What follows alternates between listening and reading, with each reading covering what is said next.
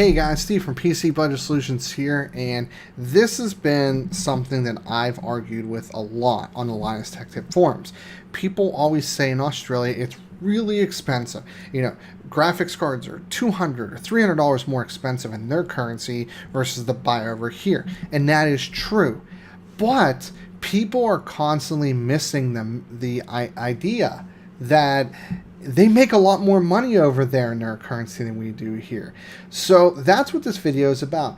Does the complaints hold true?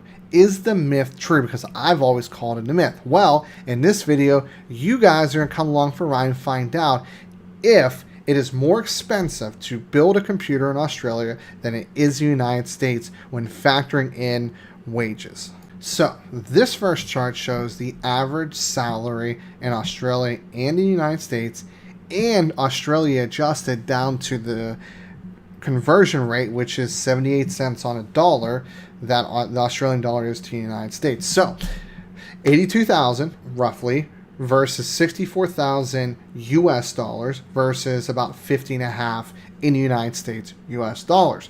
The more important one is going to be minimum wage, so let's take a look at that one. The minimum wage is by far more important because most of the people that I've seen have made complaints on the Linus Tech Tip forums are college kids, high school kids, younger people who aren't at the level of career level salary. So they're going to be working at a lot of places, not necessarily flipping burgers, but a lot of places are going to pay minimum wage, maybe higher. So in Australia and the currency that they use, or Australian dollar, it's $17.70.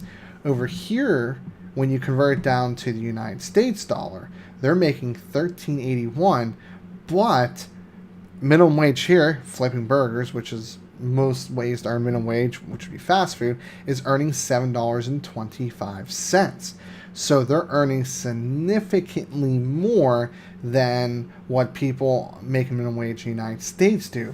So let's see what the cost difference is for the respectable computers. So we're not looking at the total price yet. You're more than welcome to, but the specs are the same.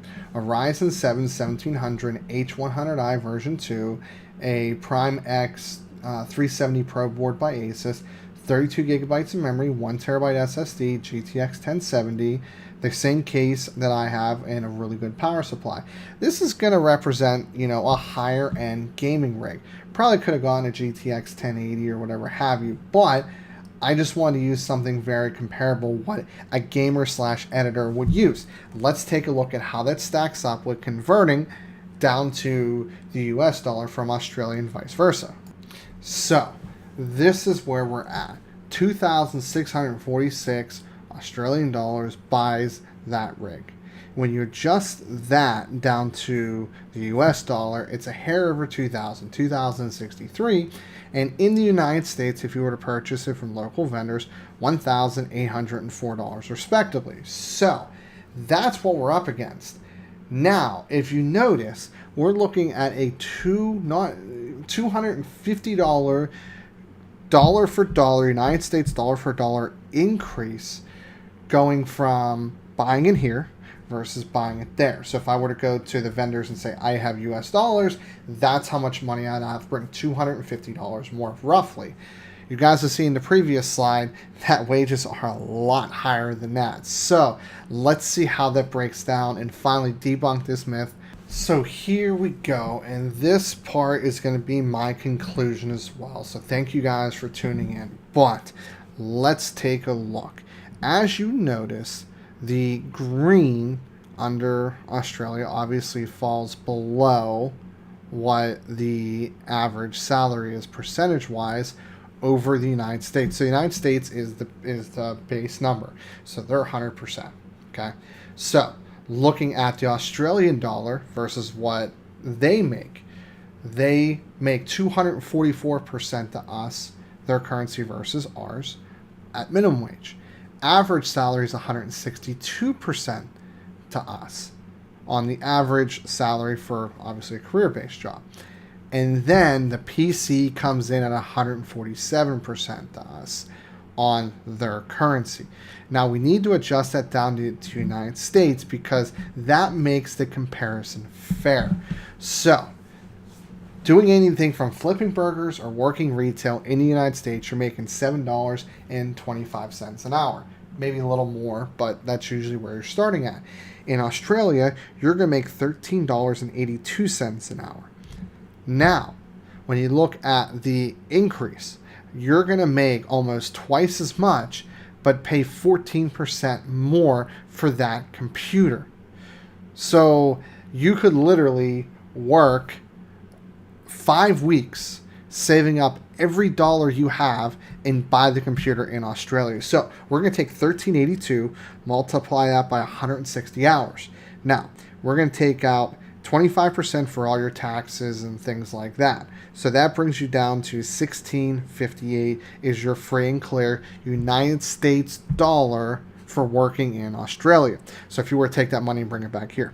Now, that means you're short roughly $400. So you need to work one more week.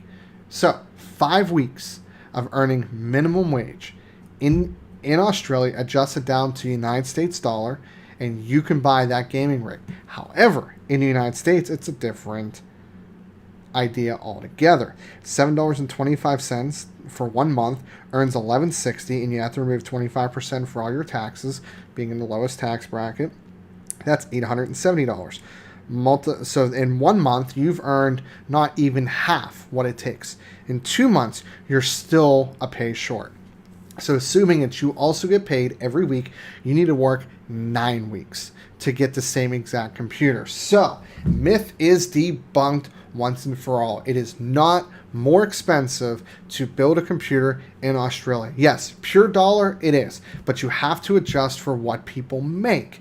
That's why, when you look at other countries like Singapore, for example, things are more expensive and people make less than us. They're in a much worse scenario than we are. Okay. But in Australia, unfortunately, guys, you got to stop because you guys earn significantly more than we do. And yet you're only going to pay, when adjusted for currency, 14% more, but you're making a minimum of 26% more, or even in best case scenario for us, 90% more.